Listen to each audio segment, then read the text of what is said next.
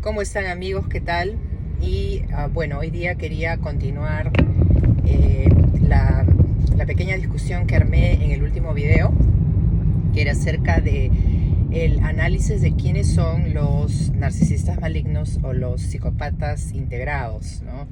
Es una especie humana muy diferente a la de nosotros, para empezar, ¿no? Y tienen maneras de manipulación muy estratégicas, que cuando uno es manipulado, uno dice, ¿y cómo me pasó esto, no? A la persona más versada le puede suceder, eso sí. Bueno, empecé la discusión pasada describiendo cuáles son esas características de estos personajes, por decirlo de alguna manera. Ellos son bastante encantadores, es una de las características que tienen, son muy encantadores, tienen bastante lo que se dice charm, encanto, ¿no? O sea, tienen buena labia, tienen palabras de convencer. ¿Y esto se debe a qué?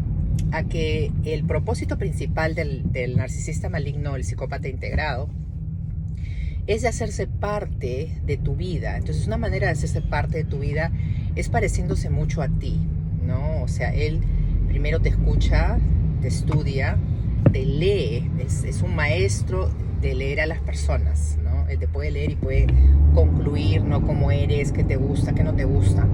Por lo tanto, él va, en el momento de interactuar contigo, él va a utilizar toda esa información que ha podido conseguir a través de las interacciones que ha tenido contigo para, de alguna manera, representar a una segunda, en mi caso, segunda Janina, o a un segundo Carlos. O sea, va a tratar de parecerse mucho a ti, ¿no?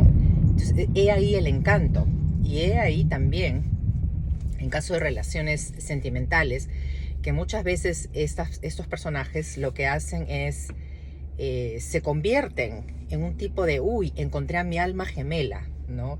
Encontré a esa persona idónea, perfecta, que me va a complementar en la vida.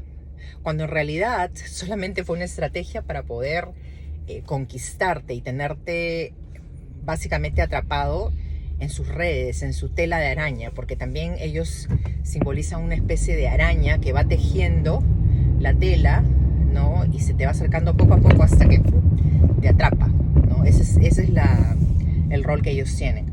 Entonces, en este programa no solamente quiero discutir acerca de las características de estos personajes, sino también quiero discutir acerca de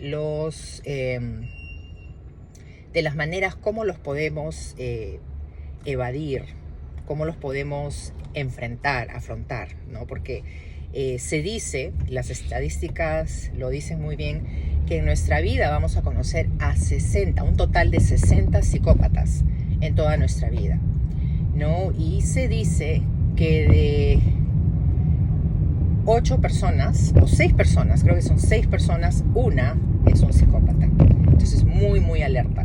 Es una diferente especie humana, siguen siendo humanos, pero son como una especie de parásito robótico, ¿no? Como lo habíamos dicho.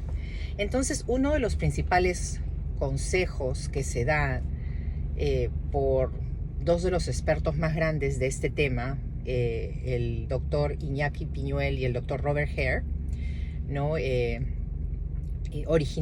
Originándose del doctor Robert Hare, es que si conoces a un psicópata en tu vida, corre por tu vida, porque no vas a llegar a nada con él. Solamente está ahí para abducirte, para parasitarte y para descartarte en algún momento en que él vea o que ella vea de que ya no tienes más utilidad en su vida, ¿no?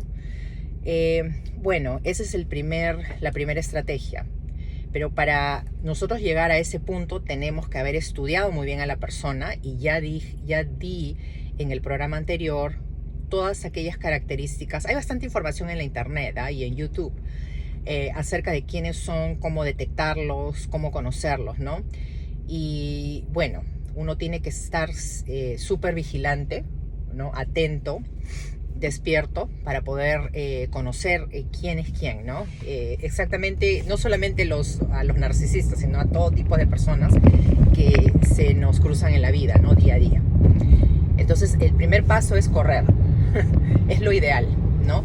Pero muchas veces hay, digamos, hay relaciones de pareja que llegaron a tener niños, ¿no? Entonces es imposible que la mamá o el papá de aquella pareja narcisista tengan que tener interacciones con el papá o la mamá de sus hijos, que es el narcisista, ¿no?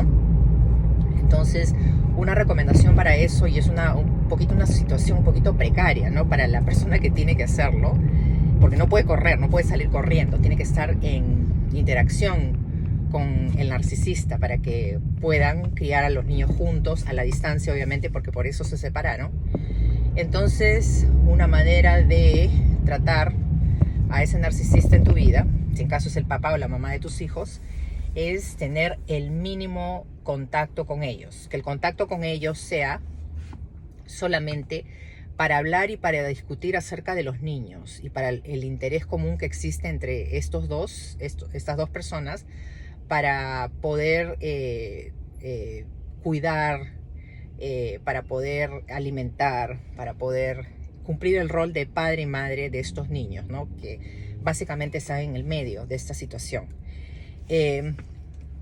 Otro consejo, y es un consejo muy interesante, el término en inglés es gray rock, ¿no? Y es traducido al español vendría a ser la roca gris. ¿Y qué dicen los expertos acerca de esta estrategia? La roca gris quiere decir que una persona adopta una situación, si tiene que lidiar con un narcisista, ¿no? Es no ser excitante, no ser emocionante, no dar respuestas demasiado concretas, de alguna manera hacerse aburridos para el narcisista, que el narcisista no quiera entrar en interacción contigo, ¿no?